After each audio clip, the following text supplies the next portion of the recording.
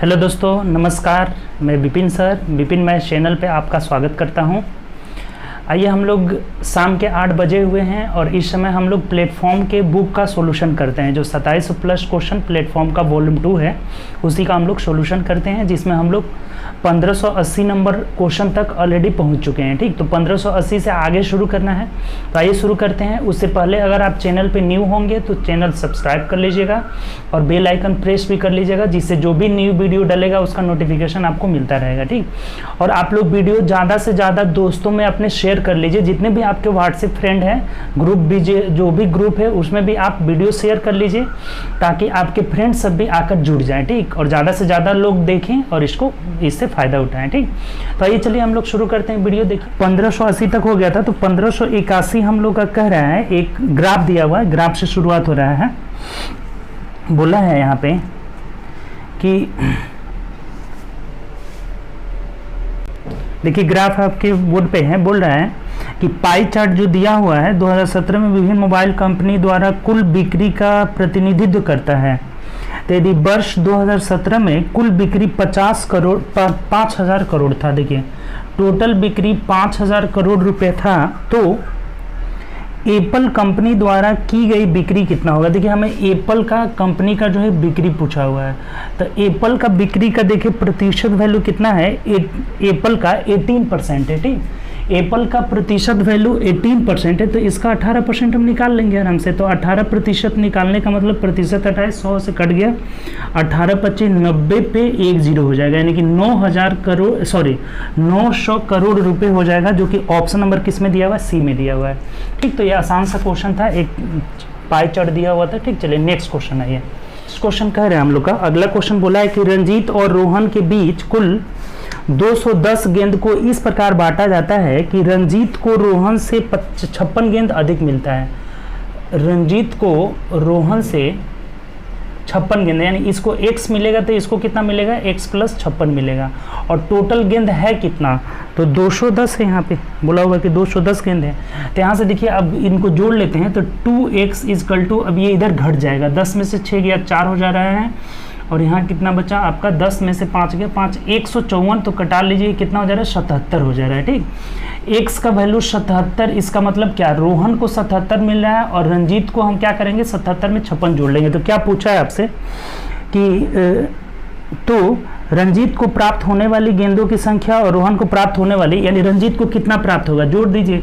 तो 7 6 13 हो जाएगा, यहाँ से 7 6 13 और 7 5 12 1 13, 133 मिल गया, और रोहन को तो 77 मिला था। तो ये रेशियो पूछ रहा था, ये कट रहा है तो कटा देते हैं। देखिए, ये कट जाएगा 7 से 11 अर्थ में, और ये 7 से कितना होगा, 7 × 7 7 9 63, यानी कि 19:11 जो होगा, इनके प्राप्त हुए गेंदों का रेशियो हो जाएगा, जो कि रंजीत और रोहन को प्राप्त हो रहा है। तो ऑप्शन नंबर देख लीजिए, ऑप्शन नंबर क्या हो जाएगा, डी हो जाएगा। ठीक, आसान सा क्वेश्चन है।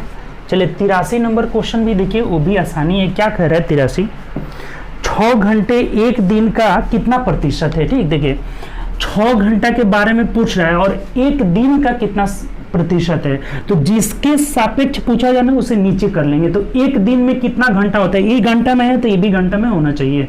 तो एक दिन में 24 घंटा होता है, और प्रतिशत के लिए हम क्या कर लेंगे, 100 से गुना कर लेंगे। बात क्लियर।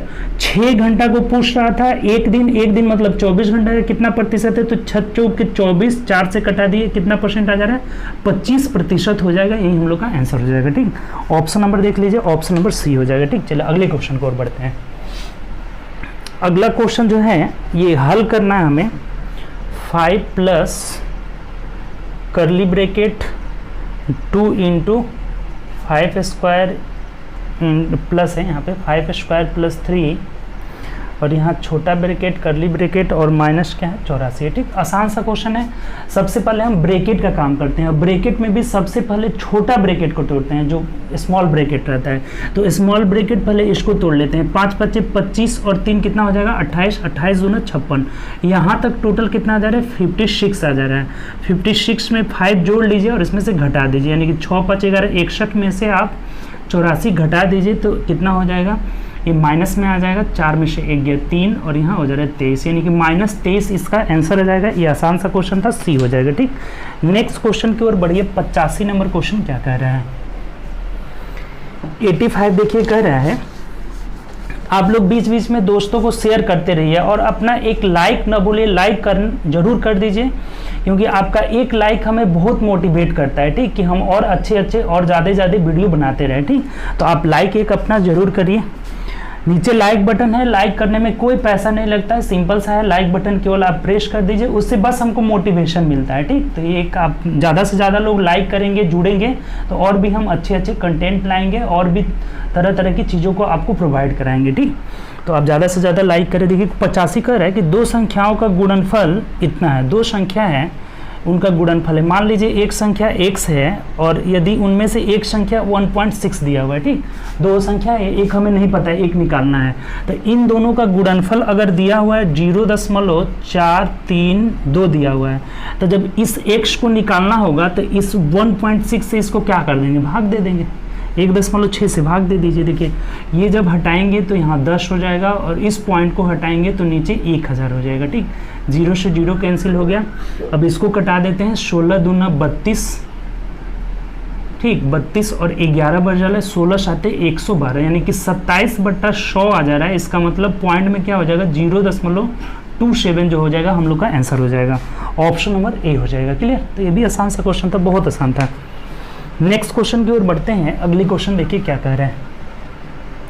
एक समुच्चय में 4 संख्याएं हैं, इनमें से 3 सबसे छोटे, देखिए 4 संख्या है, मान लेते हैं A B C D है और ये बढ़ते क्रम है, बढ़ते क्रम है, सबसे बड़ी वाला जो है D है, ठीक। तब क्या बोला है इसमें से कि इसमें से 3 सबसे छोटी संख्या का माध्य 19 है, यानी कि इन तीनों का माध्य, माध्य मतलब क्या होता है, तीनों को जोड़ करके 3 से भाग दे देंगे, वही क्या हो जाएगा 19। तो इसका मतलब A + B + C बराबर क्या होगा 19 × 57 हो जाएगा, क्योंकि 3 संख्या है, डायरेक्ट माध्य से गुणा कर लेंगे तो उनका योग निकल जाएगा। अब कह रहा है कि 3 सबसे बड़ी, यानी कि इन तीनों का योग हो गया। अब बड़ी वाली का मतलब क्या हुआ, इन तीनों का योग, तो इन तीनों का गुणन माध्य कितना है, देख लिए B + C + D हो जाएगा और इनका माध्य 21 है, तो 21 से कितना हो जाएगा 63 हो जाएगा, ठीक। तो अब हमें क्या बोला हुआ है कि आंकड़ों का परास निकालना है। देखिए रेंज निकालना है। रेंज मतलब क्या होता है, रेंज मतलब होता है maximum minus minimum, maximum value minus minimum value कर देंगे तो यही हम लोग का क्या निकल जाता है, रेंज निकल जाता है।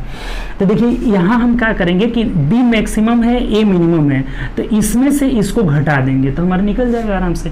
तो इसमें से इनको घटाने का मतलब, जब घटाएंगे तो देखिए क्या हो जाएगा, साइन चेंज हो जाता है ना, तो ये B से B कट जाएगा, C से C कट जाएगा और ऊपर घटा रहे हैं मतलब ये साइन चेंज हो जाएगा। तो D - A = नीचे वाला में से ऊपर घटाए, 63 में से आप घटा देना है क्या 57, तो 57 63 यानी कितना हो जाएगा 6 हो जाएगा। तो इस डाटा का टोटल रेंज जो निकल जाएगा यही रेंज हो जाएगा, ये रेंज कहलाएगा, क्योंकि जो परास है वो maximum minus minimum, D - A हो जाएगा, हम लोग का परास हो जाएगा। तो इस डाटा का परास कितना हो जाएगा 6 हो जाएगा, जो कि ऑप्शन नंबर ए में दिया हुआ है। बात क्लियर, सिंपल सा क्वेश्चन है। A + B + C बराबर हो जाएगा 19 से 57, B + C + D हो जाएगा 21 से 63 हो जाएगा। तो नीचे से ऊपर घटा देंगे, क्योंकि हमें D में से A घटाना है, क्योंकि D - A ही इसका क्या हो जाएगा, रेंज हो जाएगा, ठीक। चलिए नेक्स्ट क्वेश्चन की ओर आइए। 57 नंबर क्वेश्चन भी आपका सरलीकरण से है, सिंप्लीफिकेशन से है। देखिए क्या कह रहे हैं, बोला हुआ है 32 - 2 × 10 + 16/4 × 3 - 5 × 2 + 30, ठीक। सबसे पहले अभी क्या बताए थे कि हमको छोटे ब्रैकेट को तोड़ना है, तो इसको सबसे पहले तोड़ेंगे, इसमें भी पहले भाग देंगे। तो ये 4 चौके 16 होगा, ये 4 आ जाएगा, फिर 4 में 3 करेंगे, यहाँ से यहाँ कितना आ गया 12 आ गया, ठीक। और इधर कर लेते हैं तो ये 5 दूना 10 हो जाएगा, ठीक, +10 है। तो ये देखिए ये +10 - 10 कैंसिल हो जाएगा, यानी कि 12 दूना 24 आ जाएगा। अब यहाँ डायरेक्ट आते हैं तो 32 - 24 + 30 हो जाएगा।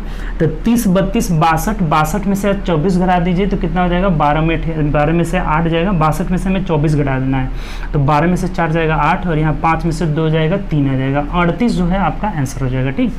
38 आंसर यानी ऑप्शन नंबर बी हो जाएगा। तो आसान सा क्वेश्चन ये भी था सिंप्लीफिकेशन का। नेक्स्ट क्वेश्चन आइए। हाँ 88 नंबर क्वेश्चन क्या कह रहे हैं, बोला है कि एक बड़े त्रिभुज के तीनों शीर्षों से 3 छोटे त्रिभुज इस प्रकार अंकित किए जाते हैं कि प्रत्येक छोटे त्रिभुज की भुजा इसके आसन्न बड़े त्रिभुज की भुजा का 2/5 है। देखिए दोनों का भुजा का रेशियो दिया हुआ है, बड़े त्रिभुज का और छोटे त्रिभुज की भुजा का रेशियो दिया हुआ है। ठीक, छोटे त्रिभुज के ये साइड का रेशियो दिया हुआ है, भुजा का रेशियो क्या दिया हुआ है, अगर ये x लेंगे तो इसका जो है 2/5x है। ठीक, तो रेशियो करने के लिए हम क्या करते हैं, इसको यहाँ कर लेते हैं, 5x यहाँ कर लेते हैं, x हटा ही दीजिए आप। ठीक, x को हटाइए, यानी भुजा का जो रेशियो हो जा रहा है ना 5:2, 2/5 का मतलब क्या हुआ 5:2, 5 बड़ा वाला है 2 छोटा वाला है। ठीक, अब देखिए क्या कह रहा है, हमें कह रहा है कि तीनों छोटे त्रिभुजों के कुल क्षेत्रफल से बड़े त्रिभुजों के शेष भाग का क्षेत्रफल। देखिए इसमें संगत भुजा लगा है ना, इसका मतलब ये जो दोनों त्रिभुज है ना, त्रिभुज का जब साइड का रेशियो दिया हुआ है, इससे अगर एरिया का रेशियो हमें निकालना हो ना तो वर्ग कर देते हैं। ठीक, भुजा का रेशियो 5:2 है, तो क्षेत्रफल का रेशियो क्या हो जाएगा 5:25:4 हो जाएगा। ठीक, 25:4 हो जाएगा। तो अब हमें कह रहा है ना कि ये एक त्रिभुज, छोटा वाला में कितने त्रिभुज है, यहाँ पे 3 त्रिभुज है, ये भी ख्याल रखना है, कितने त्रिभुज है यहाँ पे 3। तो ये बोला हुआ है कि तीनों छोटे त्रिभुजों के कुल क्षेत्रफल, तो एक त्रिभुज का एरिया 4 है, तो तीनों त्रिभुज का 4 हैं कितना हो जाएगा 12 हो जाएगा, 12 कर लिए। ठीक, और उसके बाद कह रहा है कि शेष भाग का क्षेत्रफल, बड़े त्रिभुज के शेष भाग का, तो जब ये बड़ा त्रिभुज है इसमें से 3 त्रिभुज हम निकाल लेंगे, 3 त्रिभुज, तो ये जो शेष बचेगा इसका एरिया 25 में से हम 12 घटा देंगे तो ये कितना आ जाएगा 13 हो जाएगा। तो यही हम लोग का रेशियो बच जाएगा। ठीक, एक बार और समझ लीजिए, बहुत अच्छा क्वेश्चन है, अगर इसको जहां आप फॉर्मूला वगैरह के चक्कर में पड़िएगा बहुत लंबा चला जाएगा। ठीक, देखिए बड़े त्रिभुज छोटे त्रिभुज का भुजा का रेशियो जो दिया हुआ, तो 2/5 का मतलब क्या हुआ 5:2 हो गया। ठीक, तो जब साइड का रेशियो दिया रहता है, एरिया का रेशियो क्या होगा, तो साइड का हम वर्ग कर लेते हैं, तो ये 5×5 = 25, 2 दूनी के 4 हो जाएगा। ये एक छोटे त्रिभुज का एरिया 4 है, तो 3 छोटे त्रिभुज का एरिया क्या हो जाएगा 12 हो जाएगा। हमें बोला है कि तीनों त्रिभुज के छोटे त्रिभुज का एरिया अनुपात जो इस बड़े त्रिभुज का शेष भाग रहेगा, तो जब ये तीनों काट के निकाल लेंगे तो 25 में से 12 निकाल लिए, कितना बच गया 13, तो शेष भाग का पूछा हुआ था, यही हम लोग का आंसर हो जाएगा 12:13। देख लीजिए ऑप्शन नंबर कौन सा, ए हो जाएगा। तो बहुत आसान सा क्वेश्चन है, अगर जहां आप तरीका दूसरे तरह से गए तो बहुत फंस जाइएगा। ठीक, तो ये सबसे आसान मेथड, इस तरह के क्वेश्चन बहुत मिलते हैं आपको। ठीक, चलिए नेक्स्ट क्वेश्चन आइए, अगला क्वेश्चन क्या कह रहे हैं, अगला तो बस जोड़ना है जी, ये आज बहुत ज़्यादा दिया हुआ है, पॉइंट का 035 + 50। देखिए हम इसको ना सीधा लिख देते हैं। ठीक, इसको सीधा लिख देते हैं, ये हम लिख देते हैं यहाँ 50.35, कभी भी दशमलव के सामने दशमलव को रखा जाता है। ठीक, उसके बाद अगला जो है 503.50, 503.50 है। ठीक, आगे बढ़ते हैं, तो इसमें से हमें 20.6 घटा देना है। तो सबसे पहले इसको जोड़ दीजिए, ये दशमलव के बाद 0 आप लगा सकते हैं, कोई दिक्कत नहीं है। 5 हो जाएगा, 5 3 8 हो जाएगा, और यहाँ भी 5 3 8 हो जाएगा, इधर 5 3 8 5 5 हो जा रहा है। अब इसमें से हमें घटा देना है कितना, तो आपका 20.6 घटा देना है। ठीक, 0 0 इधर बैठा सकते हैं, कोई दिक्कत नहीं। 5 8 8 में से 6 जाएगा 2, और यहाँ 8 की 8 हो जाएगा, 5 में से 2 गया 3, घटा देना है, और ये 5 की 5 हो जाएगा। 538.285 हम लोग का आंसर हो जाएगा, 538.285, ऑप्शन नंबर डी हो जाएगा। तो इस तरह से करेंगे, बहुत इजीली बन जाएगा। ठीक, तो चलिए नेक्स्ट क्वेश्चन की ओर बढ़ते हैं। अगला क्वेश्चन क्या कह रहे हैं, 90 नंबर देखिए क्या बोला है। 90 में कह रहा है कि 36 किलोमीटर प्रति घंटा की गति से चल रही ट्रेन ए एक प्लेटफॉर्म को 80 सेकेंड में पार करती है, वहीं ट्रेन विपरीत दिशा में आ रही 18 किलोमीटर प्रति घंटा की चाल से एक व्यक्ति को 24 सेकेंड में पार करती है। देखिए थोड़ा सा हम एक बात आपको बताते हैं कि ये 36 किलोमीटर प्रति घंटा है, इसको सबसे पहले हम मीटर प्रति सेकेंड में बदल लेते हैं, यानी 5/18 से जब गुणा करेंगे तो 18 दूना 36, ये कितना हो जाएगा 10 मीटर पर सेकेंड हो जाएगा। और ये जो 18 किलोमीटर प्रति घंटा है ना, ये कितना हो जाएगा जब 5/18 से गुणा करेंगे 5 मीटर पर सेकेंड। ये तो पता भी होना चाहिए, सिंपल है। ठीक, अब हमें कह रहा है ना कि ये जब ये जो है एक व्यक्ति को पार कर रही है, तो व्यक्ति किसी को पार करेगी ना, जैसे व्यक्ति उसके विपरीत दिशा में आ रहा है, 18 किलोमीटर गति से चलते हुए एक व्यक्ति को पार करती है जो विपरीत दिशा में आ रहा है। तो जब अपोजिट साइड में, जैसे ऐसे ट्रेन जा रही है और व्यक्ति इधर से आ रहा है, तो अपोजिट डायरेक्शन में क्या होता है, पिछले वीडियो में बताए थे कि सापेक्षिक चाल जुड़ जाता है अपोजिट डायरेक्शन में। तो यहाँ समय कितना लगेगा, जब व्यक्ति को पार कर रही है तो व्यक्ति वाला पहले लेते हैं, व्यक्ति को पार करने में यहाँ 24 सेकेंड समय लगा है, समय बराबर दूरी इसका मान लेते हैं L1। तो तो ये L1 बट्टा इसका स्पीड कितना हो जाएगा, तो सापेक्षिक चाल क्या हो जाएगा, ऑपोजिट डायरेक्शन में जुड़ जाएगा, तो 10 5 15 हो जाएगा। ठीक, तो यहाँ से हमें ट्रेन की लंबाई निकल जाएगा, एल इसका कितना निकल जा रहा है, 15 चौके 60 0 6 और 15 दूना 30 6 36, इतना मीटर जो होगा ट्रेन की लंबाई हो गया। ठीक, अब कह रहा है ना कि एक प्लेटफॉर्म को पार कर रही है, जैसे ये प्लेटफॉर्म स्थिर है और इसको एक ट्रेन पार कर रही है, तो ट्रेन जब यहाँ आ जाएगी ना तो बोलेंगे कि पार कर गई, अर्थात प्लेटफॉर्म की लंबाई अब प्लस अपनी लंबाई को पार करेगी। ठीक, तो यहाँ प्लेटफॉर्म की लंबाई देख लीजिए, हमें दिया हुआ है प्लेटफॉर्म की लंबाई निकालना है, तो प्लेटफॉर्म की लंबाई P प्लस L1 और बट्टा यहाँ तो प्लेटफॉर्म चल नहीं रहा है, तो यहाँ ट्रेन की चाल सिंपल हो जाएगा, तो ट्रेन की चाल कितना है 10 और बराबर कितना सेकंड में पार कर रही है देख लीजिए, तो 80 सेकंड में पार करे। अब कुछ भी नहीं है, यहाँ रख दीजिए आप वैल्यू, ये P निकालना है हमें और L का वैल्यू आपका 360 आया है, बट्टा डायरेक्ट हम इससे गुणा कर लेके 800 कर लेते हैं, इधर 800 कर लेते हैं, तो P का मान आ गया, इजली आ गया 0, 10 में से 6 जाएगा तो ये 4 हो जाएगा और यहाँ 7 में से 3 जाएगा 4, यानी 440 मीटर लंबा जो है प्लेटफॉर्म है। ठीक, तो उम्मीद करते हैं बहुत आसानी से आप समझेंगे। फिर एक बार देख लीजिए, ये सबसे पहले हम मीटर पर सेकंड में चेंज कर लिए। ठीक, अब कह रहे हैं ना कि किसी व्यक्ति को पार कर रही है और वो व्यक्ति चल रहा है, तो जब व्यक्ति को पार करेगी ना तो खुद लंबाई को पार करेगी, खुद की लंबाई को पार करेगी, तो समय बराबर लंबाई, दूरी की जगह उसकी लंबाई ले लेंगे और चाल में ध्यान रखना है, जब व्यक्ति भी चल रहा है ट्रेन भी चल रही है तो रिलेटिव स्पीड लेना है, वो भी दोनों विपरीत डायरेक्शन में जा रहे हैं तो दोनों का स्पीड क्या हो जाएगा, जुड़ जाएगा। तो यहाँ से हमने ट्रेन की लंबाई निकाल लिया, अगर ट्रेन की लंबाई पूछता तो यही आंसर हो जाता। ठीक, अब हमें बोल रहा है कि एक प्लेटफॉर्म को पार कर रही है, तो ये प्लेटफॉर्म स्थिर है, ट्रेन इसे पार कर रही है, यानी कि दोनों के लंबाई के योग को पार करेगी, तो P प्लस L बट्टा 10, ये स्पीड केवल इसका रह जाएगा क्योंकि प्लेटफॉर्म तो चलेगा नहीं, वो स्थिर है, तो ये 10 से तब 80 सेकेंड लगता है, तो ये क्रॉस गुणा कर लिए, P प्लस इसका वैल्यू 360 यानी 440 मीटर आ गया। ठीक, अच्छा क्वेश्चन है लेकिन आसानी है। ठीक, चलिए नेक्स्ट क्वेश्चन की ओर आइए। 91 क्या कह रहे हैं, 91 नंबर क्वेश्चन क्या कह रहे हैं, देखिए कह रहा है कि एक वस्तु की कीमत 25% घटा दी जाती है, जैसे मान लीजिए कि 100 रुपये पहले था तो अब 75 रुपया हो गया जब 25% घटाए हैं, तो कह रहा है कि मूल कीमत को बनाए रखने के लिए कीमत कितना बढ़ाना होगा, तो इसमें देखिए कितना हमें इंक्रीज करना होगा, 25 बढ़ाना होगा, किस में 75 में, और प्रतिशत के लिए 100 कर लेंगे क्योंकि ये बोला है ना कि कितने प्रतिशत की वृद्धि करनी होगी, तो अब आराम से निकल जाएगा। देखिए कितना हो जाएगा, 25 × 75 हो जाएगा, यानी कि 100/3% हमें बढ़ाना होगा, तो ऑप्शन नंबर ऐसे ही लिखा हुआ है, ऑप्शन नंबर बी हो जाएगा। ठीक, पूर्णांक नहीं तोड़ा हुआ है, तो ये 100/3% बढ़ाया जाएगा। ऐसा क्वेश्चन आया था, उसमें क्या हुआ था ना कि 25% वृद्धि हो गया, तो बोला था कि कम करना होगा। सिंपल सा क्वेश्चन, फिर से एक बार समझ लीजिए, पहले 100 रुपये मूल्य था, 25 कम कर लिए तो 75 हो जाएगा। अब कह रहे हैं कि फिर 100 पाने के लिए कितना बढ़ाना होगा, तो ये 25 बढ़ाना होगा, लेकिन प्रतिशत पूछ रहा है तो प्रतिशत में नीचे 75 × 100 आ जाएगा। क्लियर, चलिए नेक्स्ट क्वेश्चन देखिए। 92 नंबर क्वेश्चन क्या बोला है, 92 बोला है टाइम एंड वर्क का क्वेश्चन है कि ए और बी किसी काम को 8 दिनों में करते हैं। देखिए ए और बी किसी काम को 8 दिन में करते हैं, बी और सी मिलकर 12 दिन में करते हैं, बी और सी 12 दिन में करते हैं, और ए बी सी तीनों मिलकर के 6 दिन में करते हैं। ए बी सी तीनों मिलकर 6, टोटल वर्क देख लीजिए, एलसीएम निकाल लीजिए, कितना हो जाएगा 24 हो जाएगा। ठीक, एलसीएम क्या होगा 24 हो गया, एलसीएम ले लिए, टोटल वर्क 24 हो गया, टाइम हो गया, क्षमता निकाल लेते हैं, भाग देते जाते हैं, 24 में 8 से 3 हो जाएगा, यहाँ 2 हो जाएगा और यहाँ 4 हो जाएगा। ठीक, चलिए अब हमें क्या बोला है क्वेश्चन, अब क्वेश्चन पढ़ते हैं कि ए और सी इसका दोगुना काम कितने दिनों में पूरा करेंगे, क्वेश्चन पूछा हुआ है। तो सबसे पहले हमें क्या निकालना होगा ना कि ए का और सी का क्षमता निकालना होगा, तो चलिए बी का भी साथ साथ निकाल लेते हैं, बी का भी निकलेगा यहाँ से।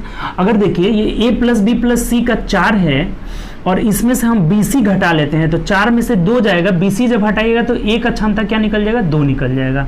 अगर A का क्षमता यहाँ 3 में से A का अकेले 2 है तो B का कितना हो जा रहा है, 1 हो जा रहा है, और जब B का 1 हो जा रहा है, सबका 4 है तो E भी कितना हो जाएगा, 1 हो जाएगा।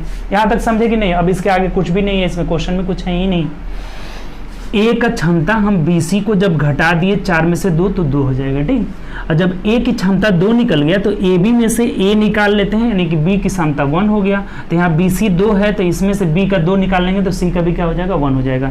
अब इससे 2 गुना काम पूछ रहा है तो 2 गुना काम मतलब टोटल वर्क कितना हो जाएगा, 48 हो जाएगा। और कौन कौन मिलकर करना है, तो हमें A प्लस C को कराना है। A प्लस C जो है अब ये 2 गुना पूछा हुआ था तो हम 2 से गुणा कर लिए और इसको कितना करेंगे, ए प्लस सी का क्षमता का योग कितना है 3 है, तो 3 से इसे भाग दे दीजिए, यानी 16 या 48 हो जाएगा। 16 दिन में कंप्लीट करेंगे ए और सी मिलकर इससे 2 गुने काम को। बात क्लियर, आसान क्वेश्चन था। चलिए नेक्स्ट क्वेश्चन की ओर बढ़ते हैं। 93 क्या कह रहा है, 93 नंबर क्या बोला हुआ है 93। रचना ने 10% साधारण वार्षिक ब्याज की दर से 40,000 रुपया उधार लिए। ठीक 1 साल बाद उसने अपने मित्र को उसी दिन वह धनराशि उसी ब्याज दर पर लेकिन वार्षिक चक्रवृद्धि ब्याज की दर पर उधार दे दिया। तीसरे वर्ष के अंत में उसे कितना लाभ या हानि प्राप्त होगी। ठीक, तो देखिए ध्यान दीजिएगा। अच्छा एक बात बताइए कि ये एसआई की दर से किसी और से ली है तो इसे ब्याज कितना देना होगा 3 साल में, इसका टोटल निकाल लेते हैं। तो 3 गुणे दर कितना है आपका 10% है, तो 10 या 30% इसे ब्याज देना होगा। ठीक, जो भी धन होगा उसका कितना परसेंट इसे ब्याज देना होगा 30% देना होगा। ठीक, ब्याज के रूप में। अब हमें कह रहा है कि 1 साल के बाद यही धन 10% वार्षिक दर से अपने मित्र को दे रही है, तो मित्र के लिए 2 ही साल का समय होगा। 1 साल बाद दे रही है तो 3 साल इसे देना होगा, लेकिन मित्र को जिसको दे रही है उसके लिए 2 साल हो जाएगा। तो 1 साल का 10%, 1 साल का 10%, लेकिन चक्रवृद्धि ब्याज में इस ब्याज का ब्याज लगता है तो 10 का 10% 1 हो जाएगा, यानी कि टोटल ब्याज इसे कितना प्राप्त होगा अपने दोस्त से, तो 21% प्राप्त होगा। तो इसे देना है 30% और ये प्राप्त कर रही है 21%, अर्थात इसे लॉस होगा। यहाँ से क्लियर होगा क्या होगा, लॉस होगा। देना है 30%, प्राप्त कर रही है 21%, तो 9% का लॉस होगा, यानी 9% लॉस होगा तो हानि कितना रुपया में हो जाएगा, टोटल धन 40,000 रुपये। तो 40,000 रुपये का हम 9% निकाल लेंगे, प्रतिशत हटाएंगे नीचे 100, 2 0 से 2 0 खत्म, यानी न चौके 3600 रुपये का इसे हानि होगा। बात क्लियर, सिंपल सा क्वेश्चन है। फिर से एक बार इस क्वेश्चन को समझ लीजिएगा, अच्छा क्वेश्चन है। देखिए ये जिससे ली है उसे 10% के दर से 3 साल में साधारण ब्याज, यानी 10 कितना हो जाएगा 30% उसे देना है, और अपने मित्र को ये 1 साल बाद दे रही है, यानी कि 2 साल के लिए दे रही है और 10% की दर से। तो देखिए चक्रवृद्धि ब्याज में होता क्या है कि ये 10% हुआ, फिर अगले साल में 10 तो लगेगा ही लगेगा, लेकिन इस 10 पे भी 10 लग जाएगा, ब्याज का ब्याज जुड़ता है चक्रवृद्धि ब्याज, तो ये 21 हो जाएगा। 10 10 20 और प्लस इसका जो 1% आ जाएगा, 10 का 10% ये जुड़ जाएगा। तो 21% दोस्त से ले रही है और किसी और को 30% देना है, तो 9% कैसे क्या हो जाएगा, हानि हो जाएगा, यानी कि रुपये में निकाले तो 3600 रुपये की हानि हो रही है। ठीक, चलिए अगला क्वेश्चन देखिए। अगला क्वेश्चन 94 नंबर क्या कह रहा है कि घंटी वाला प्रश्न है। कह रहे कि 12 सेकेंड नहीं है, 12, 16, 24 और 36 मिनट के अंतराल पे घंटी बज रही है, किसी मंदिर में है। ठीक, कह रहे कि 6 बजे एक साथ बजी है। देखिए 6 बजे एक साथ बजी है तो पुनः कब जो है एक साथ बजेगी। देखिए जब भी घंटी वाला प्रश्न आए, यातायात बत्ती वाला आए, तो ये ना अपने गुणज, ये अभी बजी है तो फिर इनका जो एलसीएम निकालते हैं ना, एलसीएम उसी के अंतराल पे बजती रहती है। तो इनका एलसीएम निकाल लीजिए, देखिए क्या हो जाएगा, 6 कर लेते हैं, 2 दूनी के 4, 4 3 12 हो जाएगा। अब इसको तोड़ते हैं तो 4 चौके 16, यानी 4 यहाँ है और 2 हमें ले लेना होगा। ठीक, एलसीएम बहुत आसानी से इसे निकाल लीजिएगा। अब देखिए 24 का मतलब हो जाएगा 8 तरीके 24, तो 2 दूनी के 4 दूनी के 8 तरीके 24, इसमें है कुछ भी नहीं लेना है। 36 का मतलब 6 के 36, यानी 1 3 और लेंगे तो 3 दूना 6, 3 दूना 6 आ जाएगा। तो कितना एलसीएम निकला, 2 दूनी के 4, 4 दूनी के 8 दूनी 16, 9 144, ये मिनट में आ गया। ठीक, 144 मिनट के अंतराल में घंटियां बजती रहेगी।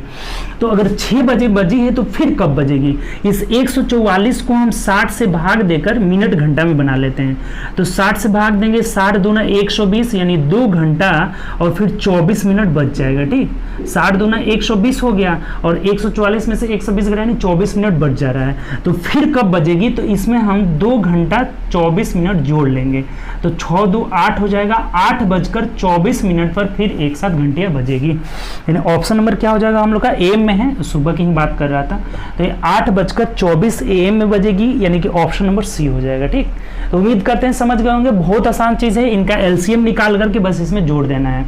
ये हमारा ये टाइम जो था 60 से भाग देकर घंटा में बना लिए, तो ये 6 बजे बजी थी, तो फिर कब बजेगी, 8:24 में बजेगी सुबह में। ठीक, नेक्स्ट क्वेश्चन आइए, अगला क्वेश्चन क्या कर रहा है।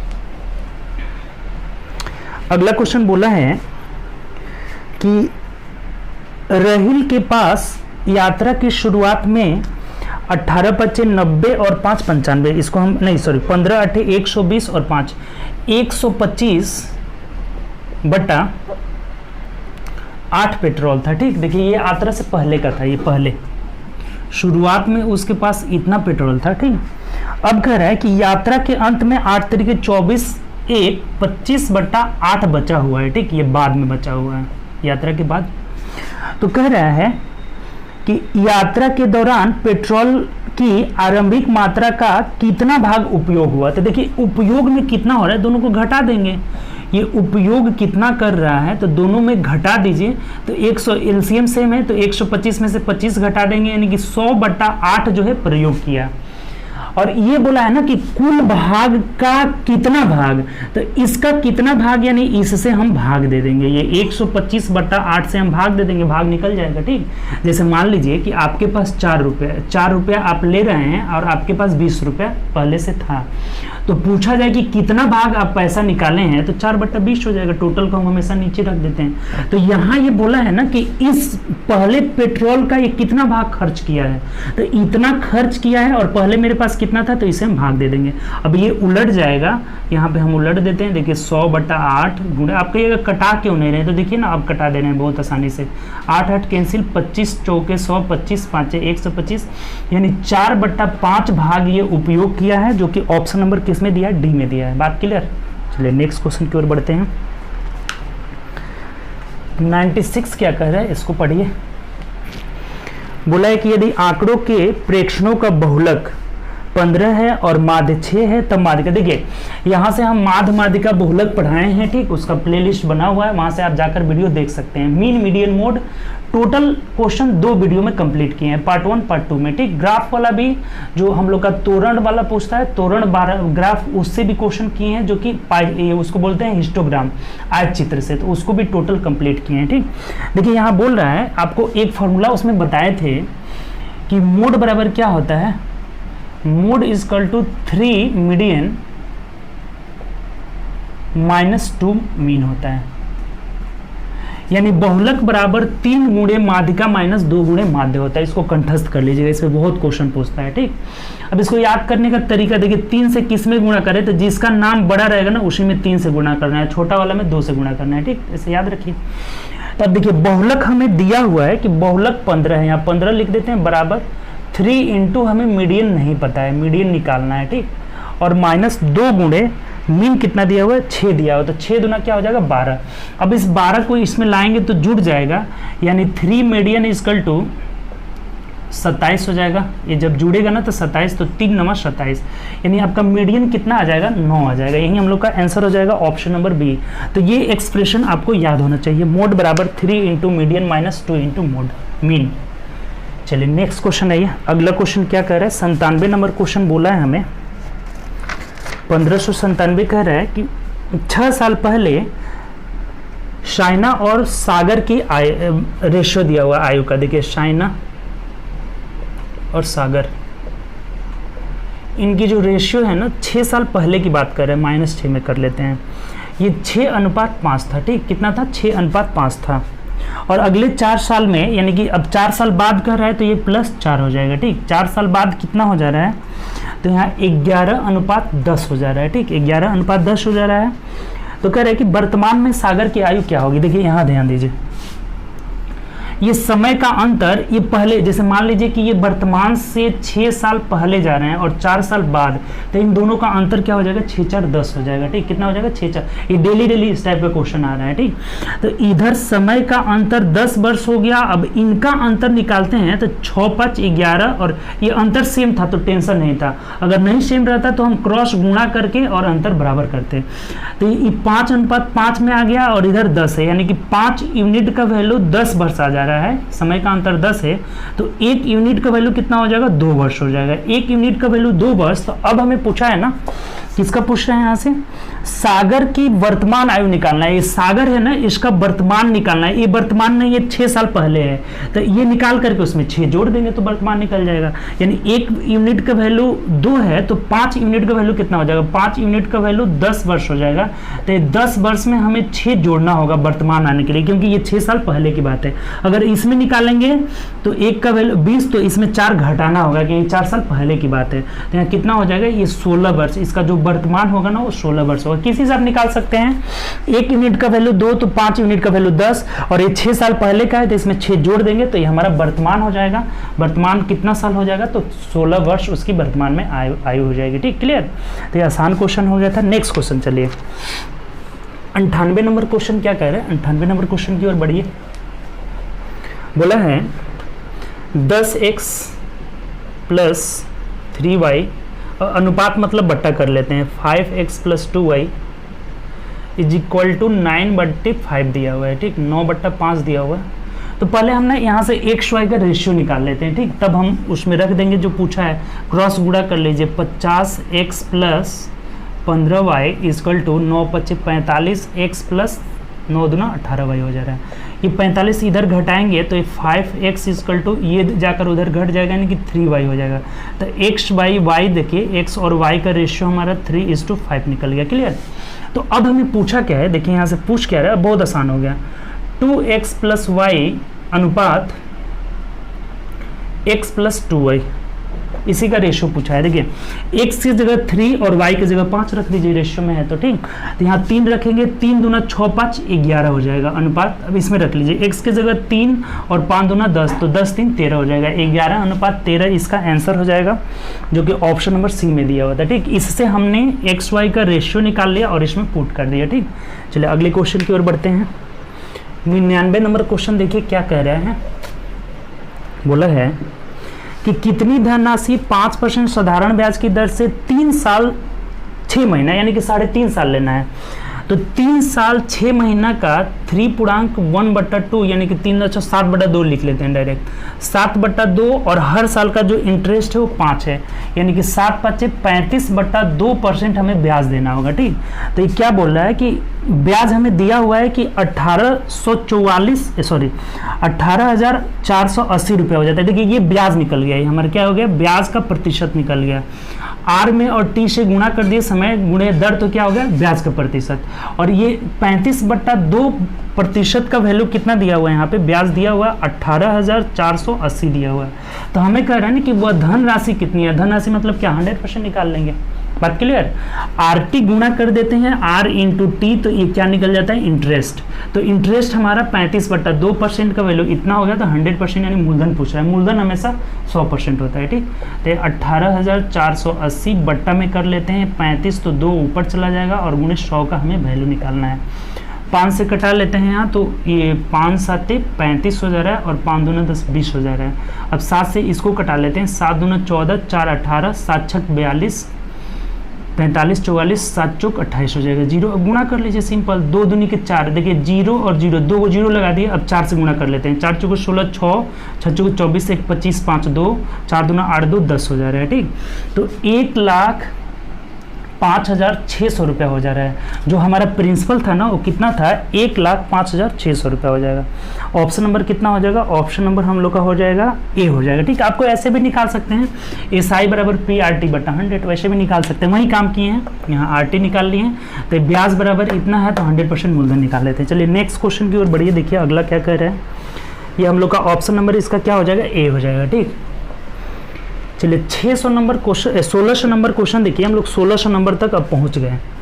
3 के पावर 34 प्लस 3 के पावर 35, इसका पूछ रहा है ना कि वर्गमूल निकालना है कि हम लोग का वर्गमूल क्या होगा। ठीक, तो देखिए इस तरह के क्वेश्चन में ना ज़्यादा और कुछ दूसरा दिमाग लग ही नहीं सकता है, कॉमन ले लीजिए।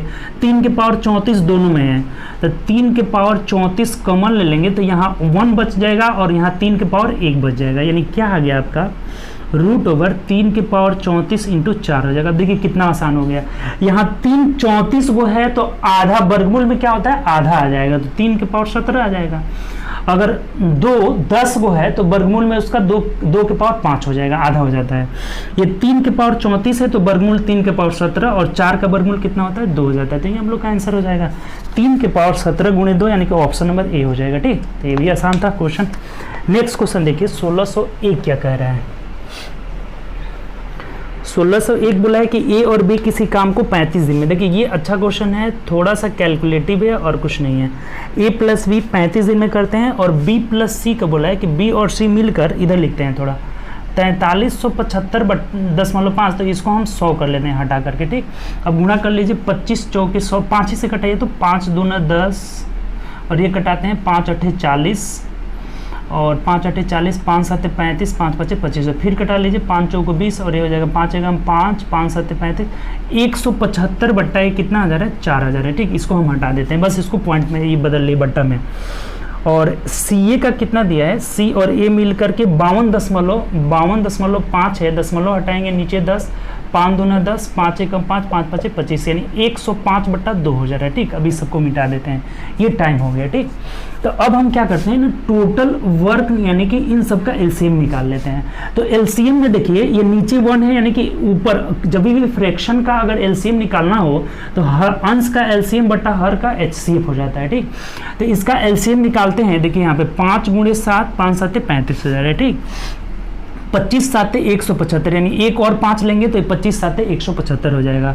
अब ये यहाँ पे 105 है तो 105 के लिए 7 5 35 तिहाई 105 होता है, यानी इनका टोटल वर्क क्या निकल गया, 5 गुणे 7 गुणे 5 गुणे 3, गुणा नहीं करते हैं और आसान हो जाएगा। ठीक, अब देखिए हम ये टाइम निकल गया, टोटल वर्क निकल गया, एफिशिएंसी निकालते जाते हैं। 35 से भाग देना है, इसको 35 से भाग देने का मतलब 7 5 खत्म, यानी 5 15 इसका क्षमता हो जाएगा।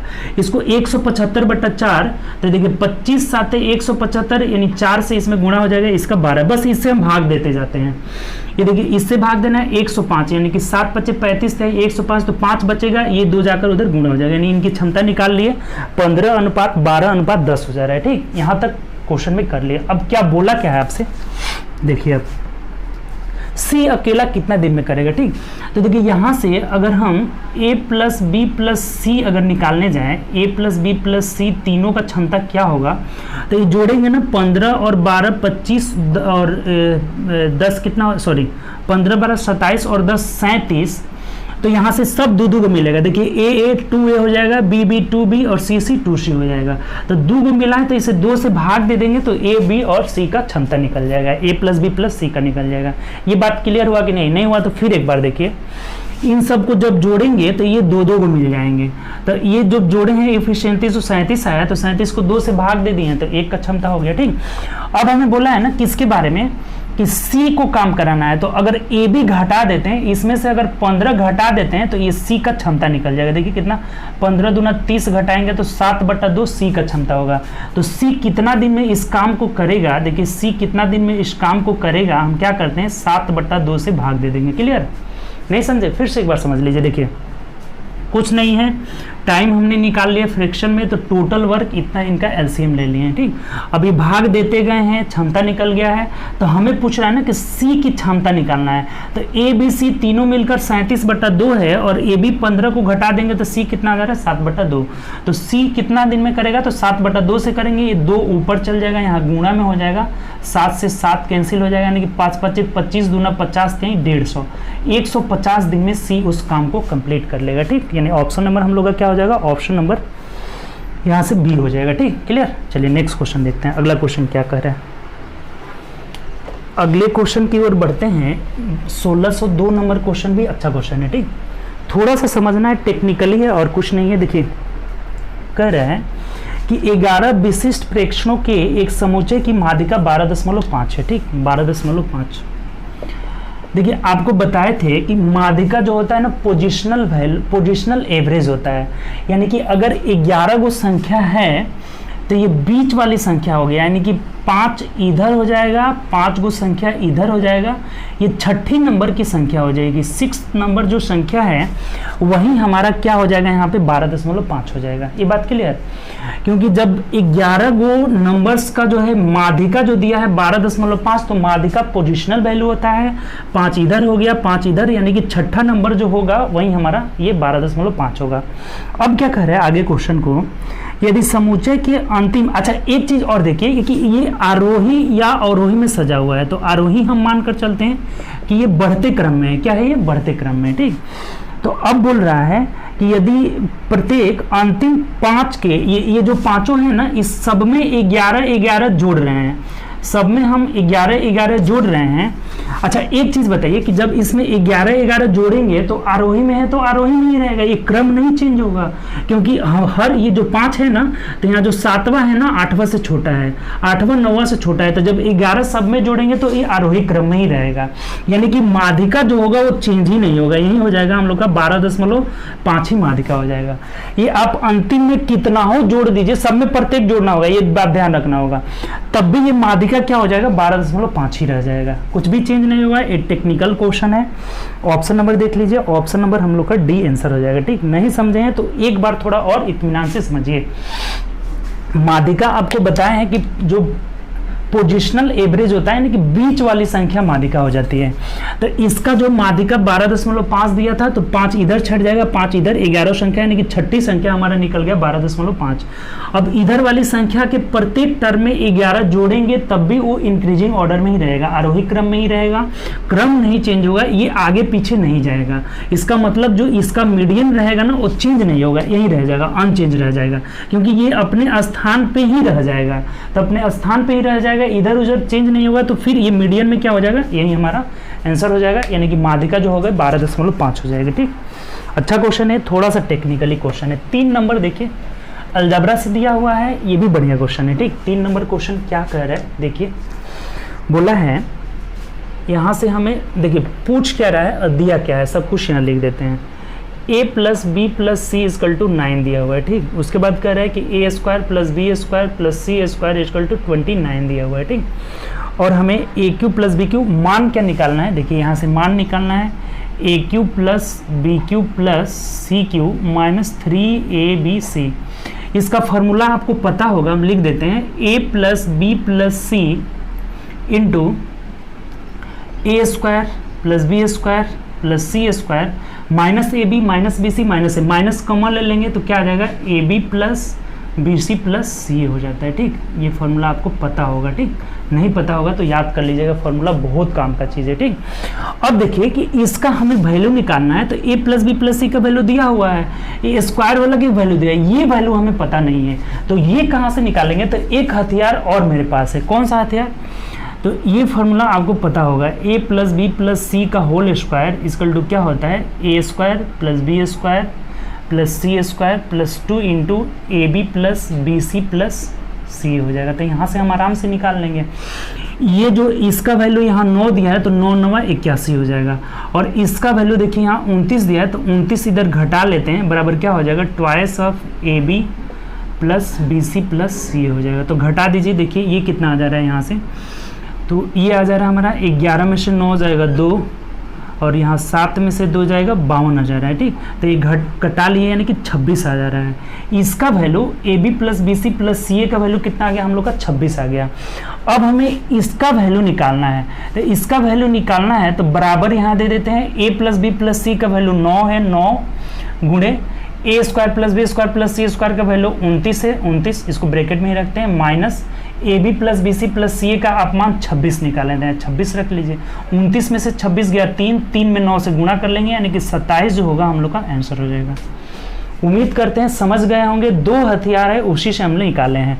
इसका वैल्यू पूछ रहा था तो इसका फॉर्मूला ये होता है, आप फॉर्मूला याद रखिएगा, ये दोनों formula a plus B plus c, a square plus B square plus C square minus a b plus b c plus c a. तो ये मान हमें नहीं पता है, तो ये मान कहाँ से निकाल लेंगे? तो a plus B plus c का होल स्क्वायर बराबर a square plus B square plus C square plus 2 into a b plus b c plus c a से निकाल लेंगे। ये 9 है तो 9 9 81, इसका वैल्यू 29 दिया, 29 घटा दिए तो 52 आ रहा है, और 52 में इस 2 से भाग दे दिए तो a b plus b c plus c a का वैल्यू कितना आ गया? 26। अब इसमें रख दीजिए, 9 इंटू 29 माइनस 26 यानी कि 3 हो जाएगा, तो 29 27 जो होगा हम लोग का आंसर हो जाएगा। ठीक, चलिए नेक्स्ट क्वेश्चन। अच्छा क्वेश्चन था, अलजेब्रा का 2 फार्मूला पता रहना चाहिए तब बनेगा, नहीं तो नहीं बन पाएगा। ठीक, चलिए नेक्स्ट क्वेश्चन की ओर बढ़ते हैं। अगला क्वेश्चन क्या कह रहे हैं देखिए, अगला क्वेश्चन आपका ये बहुत आसान है, 36 भागे 1/4। अच्छा, इसको गुणा में बदलेंगे तो ये चेंज हो जाता है ना कि 4/1 हो जाएगा, तो 36 चौके 144, यही हम लोग का आंसर हो जाएगा, यानी कि ऑप्शन नंबर क्या हो जाएगा? सी हो जाएगा। 65 नंबर क्वेश्चन ग्राफ से फिर आ गया। देखिए आपका यहाँ पाई चार्ट है, बोला है कि पाई चार्ट में कुल जो खर्च है ना 50,000 रुपये दिया हुआ है। ठीक, टोटल खर्च जो है 50,000 रुपये है, तो बाइंडिंग लागत कितनी होगी? देखिए बाइंडिंग कॉस्ट जो है, यहाँ से बाइंडिंग कॉस्ट का जो प्रतिशत वैल्यू दिया है ना, बाइंडिंग कॉस्ट वो 20% है, तो इसका हम क्या कर लेंगे? 20% निकाल लेंगे। ठीक, ग्राफ में दिया हुआ है बाइंडिंग कॉस्ट का वैल्यू जो दिया है 20%, तो हम 50,000 का 20% निकाल लेते हैं, 0 0 ये कटा देते हैं, यानी कि 5 दूना 10 पे यहाँ पे 3 0 और हो जाएगा, इसका मतलब 10,000 रुपया जो हो जाएगा ये बाइंडिंग कॉस्ट हो जाएगा, यानी ऑप्शन नंबर हम लोग का क्या हो जाएगा? सी हो जाएगा। क्लियर। नेक्स्ट क्वेश्चन देखिए, अगला क्वेश्चन क्या कह रहे हैं। अगला क्वेश्चन बोला है कि the area of circumference of a right angle triangle, यानी देखिए इसका मतलब ये हुआ कि एक समकोण त्रिभुज के परिवृत्त का क्षेत्रफल, सर्कमफेरेंस मतलब होता है परिवृत्त, इसको बाहर से कवर कर लेगा। ठीक, उसी वृत्त के बारे में बात कर रहा है कि the area of circum circle of a right angle triangle whose side are given, इसका साइड दिया हुआ है 8 दिया हुआ है, ये दिया हुआ 4 5 दिया हुआ है, कर्ण हमारा दिया हुआ है 12। ठीक, तो कह रहे हैं उसका एरिया निकालना है इसके सर्कम सर्कल का मतलब कि एक सर्कल है जो इसको बाहर से ऐसे ये कर रहे हैं। ठीक, बाहर से ऐसे कवर्ड कर रहे हैं, तो इसी का एरिया निकालना है। बहुत आसान है, इसके ऐसा तो आसान क्वेश्चन ही नहीं है। आप एक बात ध्यान दीजिएगा, देखिए ज्योमेट्री का ना भी 10 वीडियो डला हुआ है, ज्योमेट्री के प्लेलिस्ट में जाइए और 10 वीडियो को देखिए, उसमें ये हम बताए हुए हैं आपको कि समकोण त्रिभुज के परिवृत्त का जो केंद्र होता है ना, कर्ण के मध्य बिंदु पे होता है। ठीक, कहाँ होता है? कर्ण के मध्य बिंदु पे। इसका मतलब जो ये इसका परिकेंद्र होगा ना, इसके मध्य बिंदु का मतलब कि ये 6 इधर हो जाएगा 6 इधर, या इसका मतलब इसका त्रिज्या जो हो जाएगा ना, ये सर्कल का जो रेडियस हो जाएगा ना वो 6 हो जाएगा। बात यहाँ से समझे कि नहीं? ये बात आप नोट करके लिख लीजिएगा नोट में कि जो समकोण त्रिभुज का जो परिवृत्त का केंद्र होता है ना, वो कर्ण के मध्य बिंदु पे होता है, अर्थात कर्ण की आधी उसकी त्रिज्या हो जाती है। समकोण त्रिभुज के परिवृत्त की त्रिज्या कर्ण की आधी हो जाती है, ये भी बात लिख लीजिएगा। तो कर्ण की आधी यानी कि रेडियस 6 हो गया, तो एरिया क्या हो जाएगा? 6 के 36 पाई हो जाएगा। ठीक है, पाई के रूप में ही दिया हुआ है, तो 36 पाई सेंटीमीटर स्क्वायर हो जाएगा, यानी कि ऑप्शन नंबर देख लीजिए, ऑप्शन नंबर बी हो जाएगा आपका। बात क्लियर? सिंपल सा क्वेश्चन है, बस आपको नोट क्या लिख लेना है कि किसी समकोण त्रिभुज के परिवृत्त के त्रिज्या जो है कर्ण की आधी होती है, यही नोट करके लिख लेना है। चलिए नेक्स्ट क्वेश्चन की ओर आइए। 7 नंबर क्वेश्चन देखिए क्या कह रहा है, प्रोपोर्शनल रूल है। यहां से हमें बोला हुआ है 5/9 कर लेते हैं। 5/9 रेशियो को बराबर, ये देखिए ऐसे रहता है ना, 5:9, और ये रेशियो का चिन्ह है, समानुपात का चिन्ह है, और यहाँ x अनुपात 27। तो ये बाहर वाला का बाहर से गुणा करते हैं, अंदर वाला का अंदर से, और दोनों बराबर होता है, यानी कि 9x = 5 × 27 हो जाएगा। तो 29 27 5 15 हो जाएगा, हम लोग का आंसर हो जाएगा। ठीक, चलिए अगला क्वेश्चन देखिए। बाहर का बाहर अंदर का अंदर गुणा कर देते हैं, दोनों बराबर होता है। ये आपका किसका रूल है? आपका प्रोपोर्शनल रूल है। ठीक, कह रहा है कि शालिनी, तनवीर और राशिद शेयर्ड एक केक साझा करते हैं। ठीक, इसमें से शालिनी, तनवीर और राशिद है। ठीक, क्या बोला है कि सालनी 1/6 ऑफ इट, ठीक, इसका 1/6 शेयर करता है और 1/4 शेयर करता है, और शेष जो है राशिद करता है। तो हमें राशिद का पता नहीं है कितना होगा। देखिए इस तरह के क्वेश्चन में ना बहुत इजीली करेंगे, दोनों को जोड़ करके घटा दीजिएगा, लेकिन थोड़ा सा वो टॉप काम लग रहा है। सबसे आसान क्या हो जाएगा, इन दोनों 6 4 का एलसीएम क्या हुआ 12, तो 12 यहाँ से टोटल वैल्यू हो गया। तो 12 में से ये 6 से गुणा कर लेंगे तो ये 6 दूना 12, इसको 12 से गुणा कर लेंगे यानी कि 3 आ जाएगा। तो ये 3 2 5 हो गया, तो ये कितना होगा 6 हो जाएगा, सॉरी 7 हो जाएगा, तभी ना सब तीनों मिलकर 12 हो जाएंगे। अर्थात इसका वैल्यू कितना हो जाएगा 7/12 हो जाएगा। टोटल वैल्यू हमारे हमेशा नीचे रखते हैं, तो इसमें ज़्यादा आपको थोड़ा सा दिमाग में जोड़ना घटाना नहीं रहेगा, ये बहुत आसानी से हो जाएगा। रेशियो वैल्यू निकाल लेते हैं। टोटल हम 12 मान लिए इसका, तो ये 2 आ जा रहा है, ये 3 आ जा रहा है, तो ये कितना होगा 7 होगा, क्योंकि 3 2 5, अब 12 में से 5 घटा देंगे तो 7 राशिद को मिलेगा। तो राशिद का जो है फ्रैक्शन वैल्यू पूछ रहा था, तो 7 बट्टा टोटल क्या है 12, यही हम लोग का आंसर हो जाएगा। कि ऑप्शन नंबर देख लीजिए, ऑप्शन नंबर डी हो जाएगा। ठीक, चलिए 9 नंबर क्वेश्चन देखिए। 1609 नंबर क्वेश्चन क्या कह रहा है, बोला है कि 8 से विभाजित होने के लिए उसका अंतिम अंक क्या होगा।